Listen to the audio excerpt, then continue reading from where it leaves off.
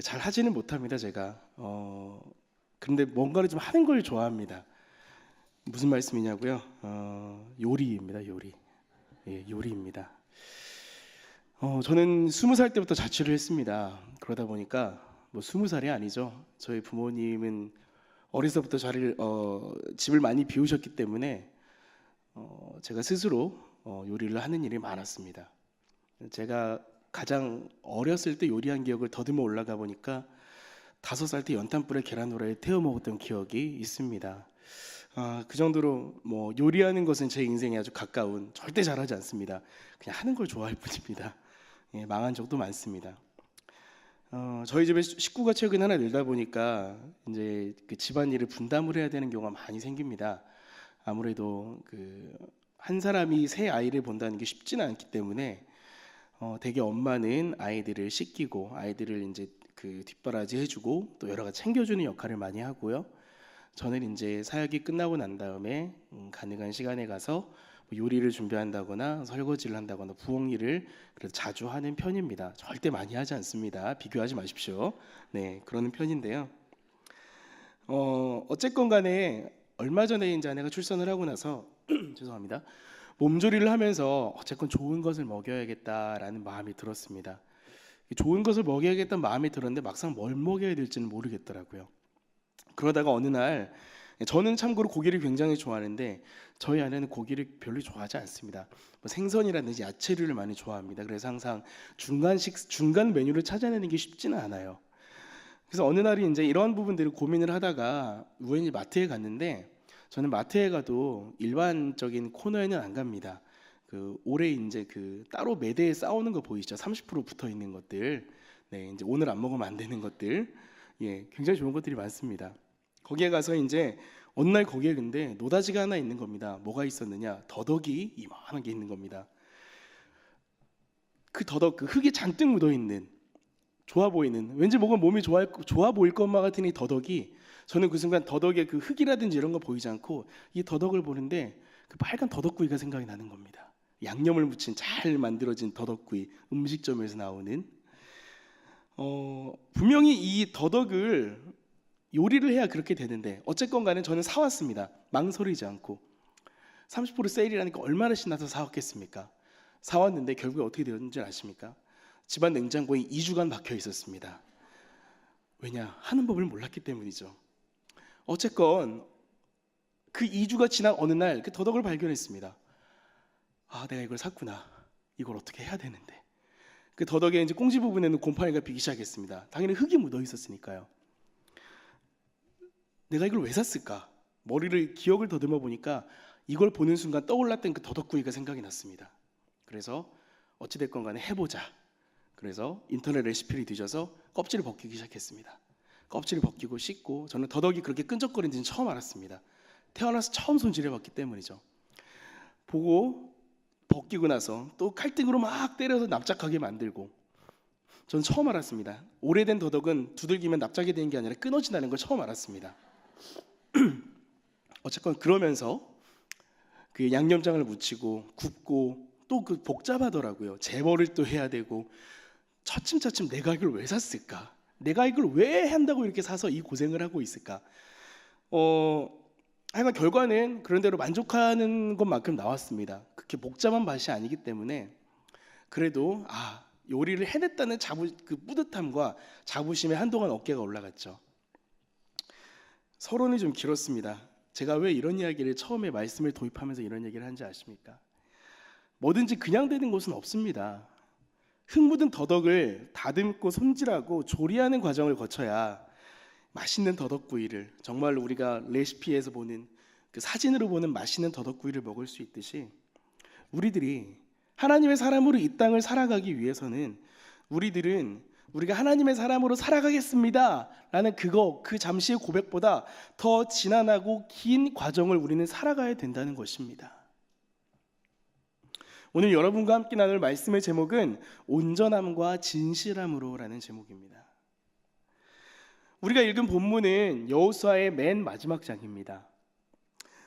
맨 마지막 장, 모든 가나안 정복 전쟁이 끝나고 땅도 다 나눠주고 가나안에서 처음으로 언약을 갱신했던 그 장소, 그 두 개의 에발산과 그리심산 사이에서 축복과 저주를 낭독했던 그 사이에 있는 그 세겜이라는 도시, 그 세겜에서 모든 백성들을 향해서 여호수아는 마지막으로 연설을 하고 있습니다. 무엇보다 여호수아는 24장의 시작부터 우리가 읽었던 본문의 직전까지 13절까지 하나님이 이스라엘 향해서 베푸신 은혜들을 계속해서 말하고 있습니다.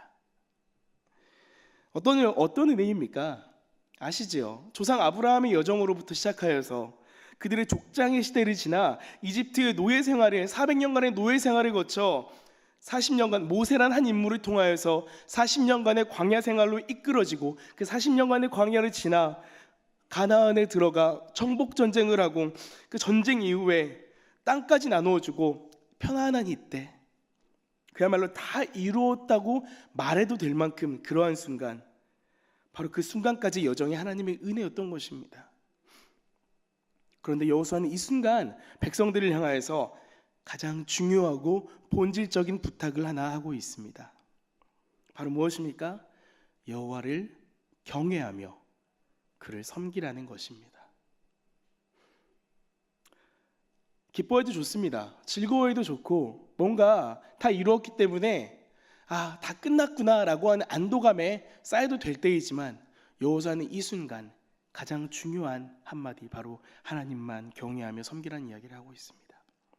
이 경외하다라는 단어는 히브리어로 야레라는 단어죠. 야레라고 합니다.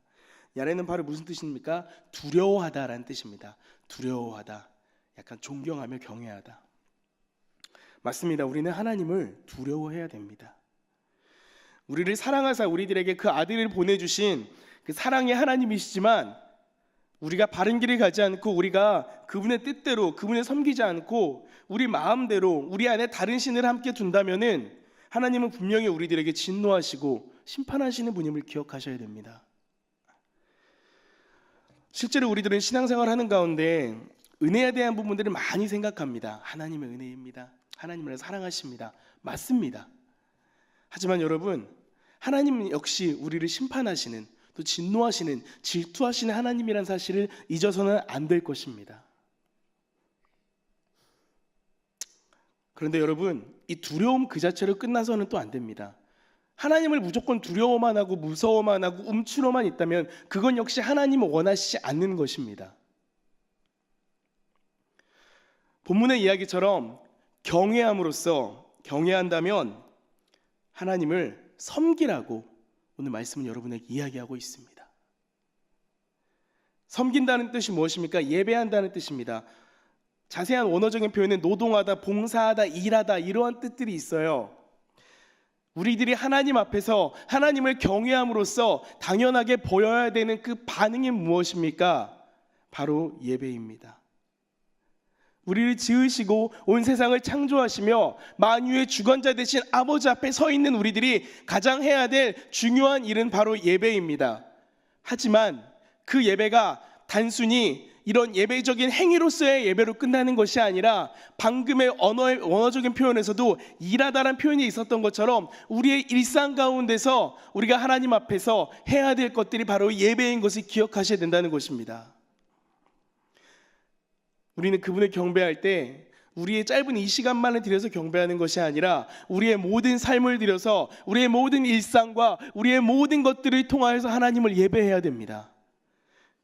그렇게 여호수아는 지금 이렇게 하나님만 경외함으로 하나님을 예배하라, 섬기라 말하지만 그 사이에 어떤 이야기를 합니까? 오늘 말씀의 제목이기도 합니다. 바로 온전함과 진실함으로 하나님을 섬기라고 하고 있습니다. 그렇다면 여기서 오늘 질문을 합니다. 그럼 온전함과 진실함은 무엇입니까? 우리가 하나님을 예배함으로써 우리가 일상 속에서 우리의 삶을 들여서 하나님을 예배함에 있어서 온전함과 진실함으로 예배하라고 하는데, 대체 그것은 무엇입니까? 서두에 제가 여러분께 했던 그 이야기처럼 잔뜩 흙이 묻은 그 더덕에서 단순히 그 흙 묻은 더덕을 보고 더덕구이를 상상한다고 절대로 요리가 완성되지 않습니다. 우리들이 온전함과 진실함으로 하나님을 섬기겠다고 결심만 해서는 우리들의 삶이 그렇게 예배하는 삶이 되지 않는다는 것입니다. 그럼 어떻게 하는 것이 하나님을 그렇게 예배하는 것일까요? 첫 번째로 하나님을 온전함과 진실함으로 예배하며 산다면 삶을 산다는 것은 무엇입니까? 치워버리는 삶입니다. 치워버리는 삶. 14절의 후반부를 제가 한번 읽어보겠습니다. 너희의 조상들이 강 저쪽과 애굽에서 섬기던 신들을 치워버리고 여호와만 섬기라. 아멘. 아멘. 이스라엘 민족은 지금 약속의 땅 안에 들어와 있습니다. 이방의 땅이 아닙니다. 유리하던 광야도 아니고요. 그들이 들어가야 했던 약속의 그 땅에 이미 그들은 들어와 있습니다. 단순히 지리적인 의미로서의 그 땅이 아니라 지금까지 하나님의 인도하심을 수도 없이 경험하면서 그 결과로서 그들은 그 땅에 서 있다는 것입니다. 하나님을 섬김으로써 하나님의 백성으로서 마땅히 살아가야 될 그 땅에 그들은 서 있다는 것입니다. 그런데 그곳에서조차 그들은 그들의 조상들이 섬기던 강 저쪽에, 요단강 저쪽의 신들과 애굽의 신들을 섬기거나 따르거나 또는 습관적으로 가지고 있었는, 데리고 있었다는 표현이 맞는지 모르겠습니다. 하여간 그렇게 자기의 삶의 한 구석을 내어주고 있었던 것 같습니다. 하나님은 분명히 질투하시는 하나님이십니다. 하나님 외에 다른 신을 두지 말라고 하나님의 그 계명에서 우리에게 주셨던 것처럼 하나님은 오직 한 분 당신만이 영광과 존귀를 받으시기 원하는 분입니다. 하나님의 자리에 하나님이 아닌 다른 것들을 두는 것, 하나님은 정말 싫어하십니다. 여러분, 저는 이것을 왕좌라는 표현을 좀 하고 싶습니다. 여러분의 왕좌에 누가 앉아 있습니까? 여러분의 왕좌에 무엇이 앉아 있습니까? 하나님이십니까? 어느 날은 하나님을 모셔드리고, 어느 날은 내 판단을 올려놓고, 어느 날은 내 소신을 올려놓고, 어느 날은 내 재산을 올려놓고 매일 그 왕좌의 주인이 바뀌고 있습니까? 아니면 그 왕좌의 자리에 하나님은 가까이 가지도 못하시고 마음 한구석에 그저 잠시 머물다 가고 계시진 않습니까? 치워버리는 것이 무엇입니까? 치워버린다는 표현, 저는 이 치워버린다는 표현이 굉장히 좀 강력한 표현인 느낌을 듭니다. 치워버리다, 단순히 이거 정리한다는 표현이 아니라 정말 한 손으로 다 몰아내버린다는 의미를 저는 이 치워버린다는 표현에서 저는 느낌을 받습니다. 어느 곳에 임시로 놓는다는 것도 아닙니다. 다시는 내 눈앞에 나타나지 않도록, 다시는 내 삶에 들어오지 않도록 완전히 내어버리는 것, 그것이 바로 치워버리는 삶 아니겠습니까? 제가 부산으로 이사 오면서 짐이 참 많았습니다. 한동안 짐 정리하면서 굉장히 많은 시간이 걸렸습니다. 많은 짐을 내어버리는 시간들이 쉽지는 않았지만 결국 그 짐들을 내어버리고 정말 필요한 것, 정말 있어야 될 것이 그 자리에 있었을 때 그 결단함으로써 얻어진 그 결과는 그 무엇과도 비교할 수 없는 기쁨이 있었습니다. 사랑하는 성도 여러분, 여러분의 마음의 자리에 누가 계십니까? 여러분의 마음의 왕좌에 누가 앉아 있습니까? 하나님은 그 자리를 치우길 원하십니다. 그리고 그 자리에 하나님이 자신이 앉으시길 원하십니다. 오늘 기도하는 중에 한번 점검해 보십시오. 내 마음의 자리에 누가 있는지. 두 번째로, 하나님을 온전함과 진실함으로 예배하는 삶을 산다는 것은 어떤 삶입니까? 선택하는 삶입니다. 선택하는 삶입니다. 성경에서의 대부분의 선택은 하나님의 주도하에 있습니다. 하나님이 주로 선택하시죠. 아브라함을 선택하신 것도, 모세를 세우시는 것도, 여호수아를 세우시는 것도, 이끄시는 것도, 또 이 자리에 있는 우리들을 여기에 인도하신 것 역시 하나님께서 주도하신 일입니다. 그러나 15절 말씀에서는요, 하나님은 여호수아를 통하여서 이렇게 말씀하고 계십니다. 다 함께 15절을 한번 같이 읽어보도록 하겠습니다. 15절입니다. 만일 여호와를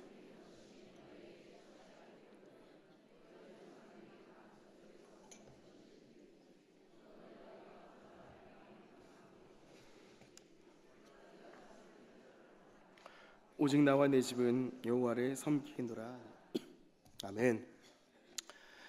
세상을 살아가며 우리는 선택의 연속을 경험합니다.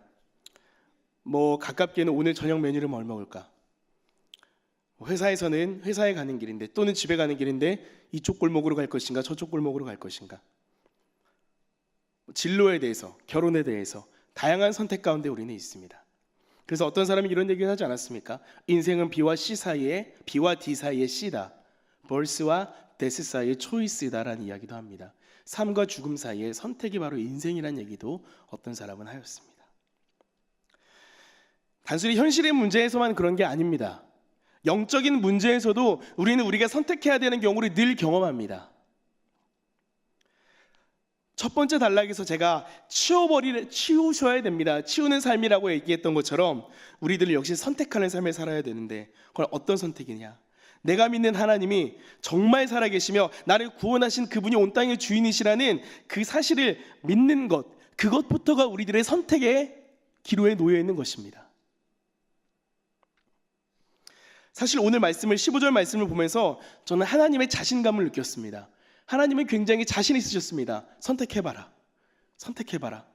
너희가 과연 어떤 선택을 하든지 그럼 선택을 해봐라. 자신 있게 말씀하고 계셨습니다.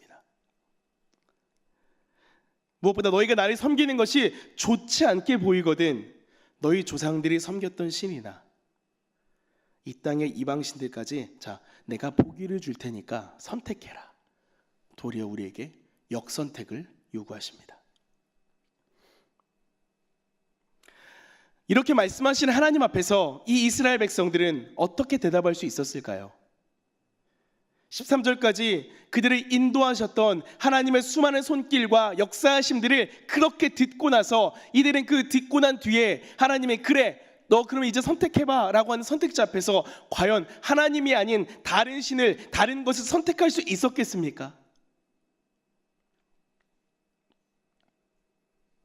그런데 그렇게 명확하게 너무나 뚜렷하게 드러나 있는 그 하나님 앞에서의 그 경험들, 간증들을 가지고 있던 이들 역시도 머지않아서 하나님을 선택하지 않고 이방신을 택하게 됩니다.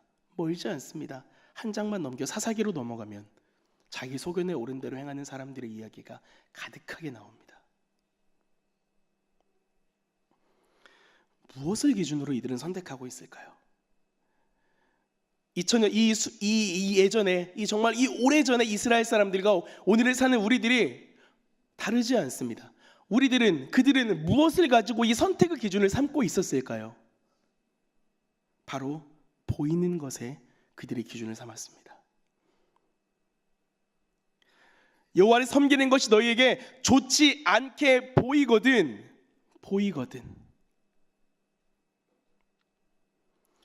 믿음은 바라는 것들의 실상이며 보지 못하는 것들의 증거라고 히브리서 11장은 우리들에게 선포하고 있습니다. 믿음은 우리들의 감각과 인지에 대한 것들이 아닙니다. 내가 눈에 보여서 믿는 것이 아닙니다. 제가 이제 페이스북을 하는데요. 가끔 제가 이제 제가 중등부나 이 다음 세대 아이들과 교류를 하다 보면은 이 아이들이 제일 견디지 못하는 게 뭔지 아십니까? 오글거리는 겁니다. 손발이 오그라든다는 표현 아십니까? 막 없어지는 거, 막 걱정 마, 너희 잘 될 거야. 괜히 막 쑥스러운 그런 것들. 그런 거 싫어해서 잘 그런 얘기 안 하는데 한 번씩 제가 정말 은혜 받은 말씀 올릴 때가 있는데 거기에 어떤 아이가 댓글을 달았습니다. 해운대중학교 다니는 1학년 장결자 아이가 저랑 페이스북 친구인데요. 제가 거기다가 말씀을 써놓았는데 하나님 나의 기도를 들으신다라는 그런 말씀을 써놓았는데 이 아이가 밑에다가 댓글을 달았는데 보는 것이 믿는 것이다 라고 댓글을 달았습니다. 그래서 기독교가 아니라 보독교를 믿으라고 달아놨더라고요. 물론 아이의 장난입니다.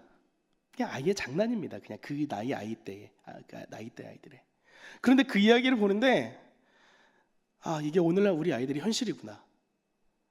보이는 것에 집중하고 살아가는 이 세대, 보이지 않는 것에는 요만큼대 작은 관심도 없는 이 세대, 저는 그 댓글을 보면서 굉장히 마음이 아팠습니다. 단순히 아이들의 문제일까요? 오늘날 우리들의 문제이기도 합니다. 보이지 않지만, 우리 눈에 보이지 않고 우리 눈에 뚜렷하게 나타나진 않지만 여전히 주님은 살아계시며 역사하고 계십니다. 그 하나님이 계시다는 것, 우리들의 감각과 인지를 넘어서서 결단하고 고백하는 그것, 보이지 않지만 분명히 하나님은 살아계시며 역사하신다는 그것을 고백하는 것, 바로 그것이 믿음입니다. 그리고 그 믿음의 고백 위에 여호수아는 당당하게 자신과 자신의 가문이 여호와를 섬길 것이라고 선포하고 있습니다. 사랑하는 성도 여러분, 무엇으로 여러분은 선택의 기준을 삼고 계십니까? 여전히 세상과 교회의 사이에서 오늘 강단에서 전해진 말씀에 뜨끔하셨는데 돌아가서 일상에 돌아가니까 내 눈앞에 보이는 현실은 오늘날의 말씀과는 전혀 상관없는 도리어 반대로 가고 있는 것, 그것에 마음이 흔들려서 여전히 그리로 끌려가고 계시진 않습니까? 반만 믿고 반만 걸치고 살아가지 마시기 바랍니다. 교회에선 그렇게 얘기했지만은 현실은 그게 아니야 라고 생각하시는 것, 그것이야말로 여러분의 감각과 경험으로 보이는 것으로 결정하는 아주 안타까운 상황인 것입니다. 눈에 보이는 우상은 눈에 보이는 존재입니다. 석상을 세워놓지 않았습니까? 돌이나 나무를 세워놓지 않았습니까? 보이는 우상은 아모리 족속의 신들과 강 저쪽의 신들, 그 우상들은 보이니까 의지하기 쉽습니다. 앞에 가서 빌면 되니까요.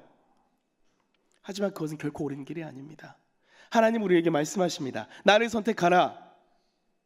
나를 선택하라. 내가 너희들에게 보여줬던, 이미 너희들에게 행했던 그 일들을 기억하며 나를 선택하라 라고 말씀하십니다. 사랑하는 성도 여러분, 하나님을 선택하시기 바랍니다. 마지막으로 하나님을 온전함과 진실함으로 예배하는 삶은 어떤 삶입니까? 선포하는 삶입니다. 선포하는 삶입니다. 참 안타까운 사실이 하나 있습니다. 제가 다시 살이 찌고 있다는 사실입니다. 지난 여름 정말 열심히 운동을 하며 열심히 닭가슴살을 먹으며 열심히 다이어트를 했건만 저는 어젯밤에도 치킨을 먹고 말았습니다. 죄송합니다. 그런데 여러분, 다이어트를 하면서 우리가 가장 먼저 해야 되는 일이 뭐라고 생각하십니까? 결심하는 것? 준비하는 것? 맞죠. 하지만 저는 가장 먼저 해야 되는 일은 이것이라고 생각합니다. 주변 사람들에게 나 다이어트 한다고 소문내고 다니는 것. 나 다이어트 할 거야? 나 살 뺄 거야? 그럼 소문이 나겠죠. 그럼 당사자는 불특정 다수라는 감시자들을 수없이 맞이하게 됩니다. 어디 가서 빵집이라도 지나가면서 잘못된 눈길이라도 주면 제 다이어트 한다면서 빵 먹었대 라는 소문이 납니다. 얼마나 수치스럽습니까? 결심했는데 당장 그날 빵 사 먹었다는 소문이 나면. 오직 나와 내 집은 여호와를 섬기겠노라. 오직 나와 내 집은 여호와를 섬기겠노라라고, 너희들이 어떤 선택을 하든, 너희들이 혹여라도 여전히 이방신을 버리던 그 버릇을 못 버려서 그것들을 치워버리지 못하더라도, 그렇다 하더라도 나와 내 집은 여호와를 섬기겠노라, 여호수아는 선포하고 있습니다. 누군가가 나를 아무리 핍박하여도, 누군가의 나의 삶에 아무리 태클을 걸고 내가 신앙생활하는 이 모습에 누가 조롱하여도, 오늘날 많은 교회의 모습이 정말로 참된 그리스도인들의 모습을 왜곡시킨다 하더라도, 이단들이 여전히 날뛰며 아무리 우리 집 문을 두들기고 신천지가 날이 갈수록 흥왕한다 하여도, 그럼에도 우리는 여호와를 섬기겠노라, 우리의 자리에서, 우리의 믿음의 자리에서 하나님을 섬기겠다라는 고백, 그 선포가 우리 인생에 필요합니다. 참으로 단단한 고백이며 선포입니다.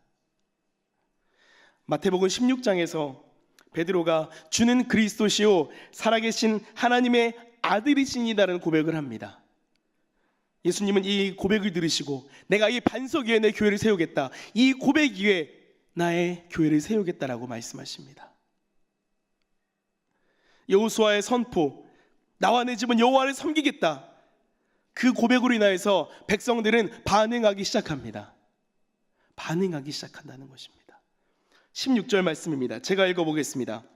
백성이 대답하여 이르되 우리가 결단코 여호와를 버리고 다른 신들을 섬기기를 하지 아니하오리니. 아멘. 여호수아는 영적 리더였습니다. 하지만 그 영적 리더는 영적 리더로서의 끝난, 어떠한 지도자로서만 끝난 자리가 아니었습니다.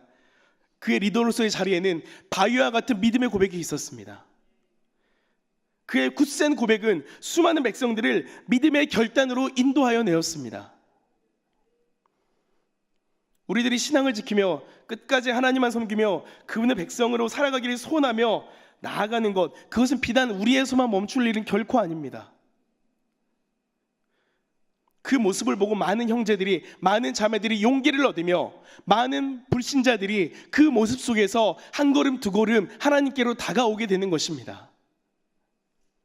꼭 누군가에게 가서 예수를 믿으십시오라고 하면서 잡아 끄는 것만이 전도가 아니라 나의 삶 가운데서 나는 주님만 섬기겠습니다, 이것이 진리이기 때문에, 이것이 우리 삶의 소망이기 때문에 하나님만 섬기겠습니다 하는 이것을 보며 사람들은 돌이킬 것입니다. 한 사람의 일생을 건 믿음의 고백을 통해서 하나님은 이 믿음의 공동체를 세워가십니다. 저는 개인적으로 이 지역에서 사역하면서, 우리 교회에서 사역하면서 해보고 싶은 사역이 하나 있습니다.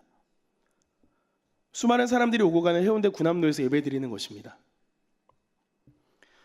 아시다시피 이 지역 안에는, 이 중동 지역 안에 남아있는 교회는 현재 해운대 제일교회, 우리 교회가 유일합니다. 금요일이나 주말 저녁에 구남로에 나가신 분들은 아시겠죠. 아무도 복음을 이야기하지 않습니다. 아무도 하나님의 이름을 선포하지 않습니다.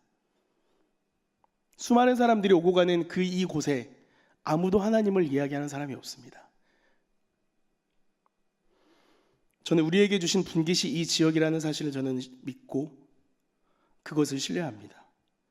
아무도 예배하지 않는 그곳에서 하나님을 예배하며 그분의 이름을 선포하는 것을, 선포하는 그것, 우리를 교회로 부르신 하나님 앞에서는 가장 중요한 일입니다. 사실 저도 용기가 없습니다. 저도 이렇게 말하는 저도 용기가 없습니다. 그동안 움직이지 못했습니다. 그런데 이렇게 말씀을 나누면서 이 선포하라는 이 말씀 가운데 이 말씀을 드리는 이유는 저 역시 거룩한 부담감을 계속해서 가지고 싶어서입니다. 말씀을 마무리하겠습니다. 정복전쟁을 마치고 이제 좀 편안하게 살아도 되는 그들이었지만, 승리의 달콤함을 누려도 되는 그들이었지만, 그것보다 더 중요한 것, 여전히 우상이 판치고 영적 전투가 계속되는 그 땅 가운데서 온전함과 진실함으로 하나님을 경외함으로 섬기는 것을 그들은 무엇보다 중요하게 여겼습니다. 선포합시다. 선택합시다.